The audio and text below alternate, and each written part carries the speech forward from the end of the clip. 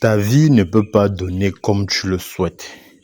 Tant que tu as des blocages spirituels, tant que tu as eu à faire des avortements ou alors votre partenaire a eu à faire des avortements, tant que tu as des couches de nuit. Donc, ça ne sert à rien de t'efforcer ou bien de jeter la faute à des personnes qui n'y sont pour rien. Parfois, vous vous acharnez sur certaines personnes alors que ce ne sont même pas eux qui sont à l'origine de vos problèmes. Parfois, c'est vous-même qui êtes à l'origine de vos problèmes. Ou alors, ceux qui sont à l'origine de vos problèmes sont même ceux-là qui sont même souvent très proches de vous, que vous faites confiance. Ces gens-là vous détournent votre attention. Vous allez porter votre attention vers ceux qui n'y sont pour rien du tout. Voilà pourquoi on vous dit qu'il faut faire une consultation. Il faut toujours de temps en temps faire des consultations pour savoir si on a des blocages et d'où viennent ces blocages. Pour savoir si on a des problèmes spirituels et d'où viennent ces problèmes spirituels et ce qu'il faut faire.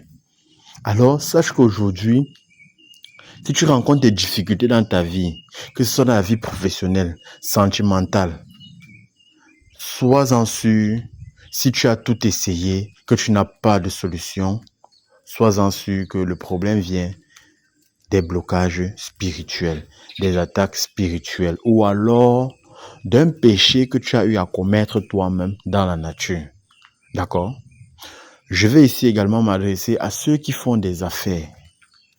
Si tu veux te lancer dans les affaires, tu dois maîtriser certaines règles spirituelles ou alors tu dois être élevé spirituellement. Il y a beaucoup ici, lorsqu'on leur dit ça, ils prennent à la légère.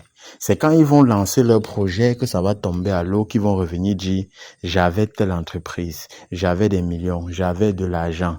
Aujourd'hui, tout ça est parti en fumée. Mais qu'est-ce que tu as mis en place pour sécuriser cet argent? Qu'est-ce que tu as mis en place pour sécuriser cette entreprise?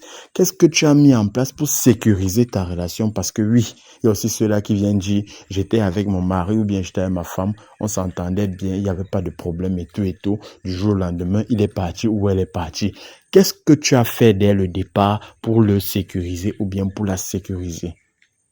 Lorsque je viens tous les jours ici, je bavarde, je vous donne des conseils, vous ne les mettez pas en pratique. Vous revenez seulement quand c'est déjà mauvais. Et quand on vous fait des devis, vous dites que c'est cher. Pourtant, si vous aviez mis simplement les petites astuces que je donne au départ, c'est que vous n'allez pas vous retrouver en train de dépenser des sommes énormes chez des hommes spirituels ou bien chez des femmes spirituelles. Parce que lorsque c'est déjà gâté, il est difficile d'arranger. C'est facile de gâter, mais très difficile d'arranger. C'est facile que quelqu'un de venir là, même si ce n'est pas un homme spirituel, même si c'est une simple personne. Il suffit qu'ils viennent là, ils pensent fortement. Il dit, je veux que cette relation s'arrête. Rien que sa pensée va aller dans le monde astral et réveiller des mauvais esprits qui vont exaucer. Parce que les mauvais esprits sont là, ils sont prêts à tout gâter parce qu'ils ont besoin d'être chargés, d'être vivifiés. Et lorsque vous émettez des pensées négatives, ça les vivifie. Ok? Ils se sentent aimés, adorés. Alors, ils exaucent ça rapidement. Ok?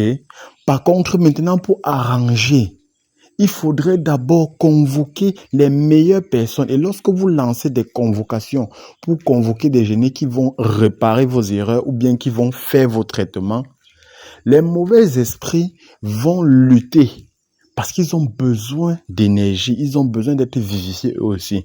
Donc, ils vont émettre des ondes qui vont troubler votre appel vers des génies ou bien vers des esprits qui peuvent vous aider à résoudre vos problèmes.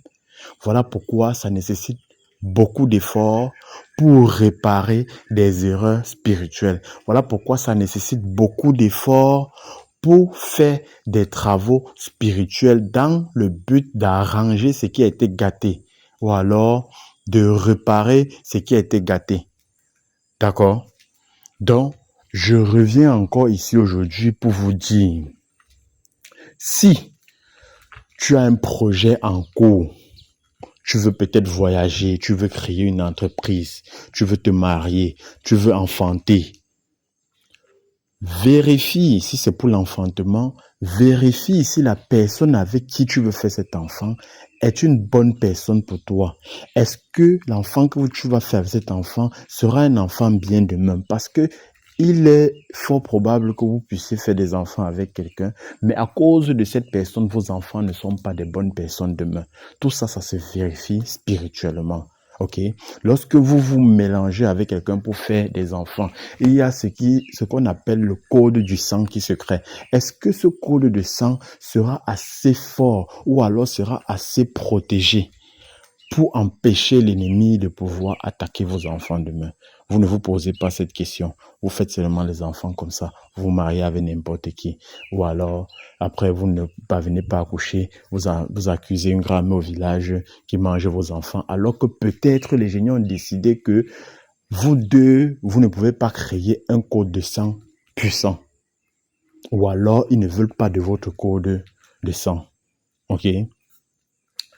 Toi qui veux lancer une entreprise, tu te lèves un matin, tu t'en vas au marché, tu prends une boutique, ou bien tu t'en vas quelque part, tu veux créer ton entreprise.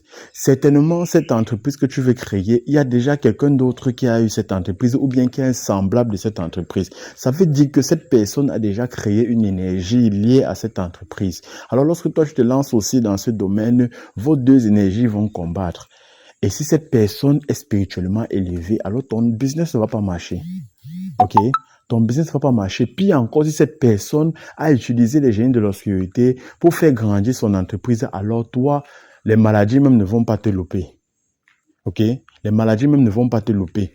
Tu vas aller d'échec en échec. Tu vas bien démarrer au départ, mais après, tout va tomber et tu vas finir dans les dettes. Voilà pourquoi on dit toujours, avant de créer une entreprise, respectez certaines règles, faites des consultations. Est-ce que cette entreprise que je vais lancer, est-ce que ça va m'apporter des problèmes? Est-ce que ça va marcher? Cette affaire que je vais lancer avec telle personne, est-ce que c'est une bonne personne? Est-ce qu'il va m'apporter des problèmes? Est-ce que ça va aller? Faites toujours des consultations avant d'initier quoi que ce soit. Faites toujours des consultations. Tu veux voyager, fais une consultation pour savoir si là où tu es en train d'aller sera un territoire propice pour toi, sera un territoire qui va t'ouvrir des portes. Sinon, pourquoi? On va te dire, pendant la consultation, on va te dire pourquoi est-ce que ce n'est pas bon pour toi. Ou alors, ce qu'il faut faire avant de voyager afin que ce pays-là t'apporte des ouvertures. OK?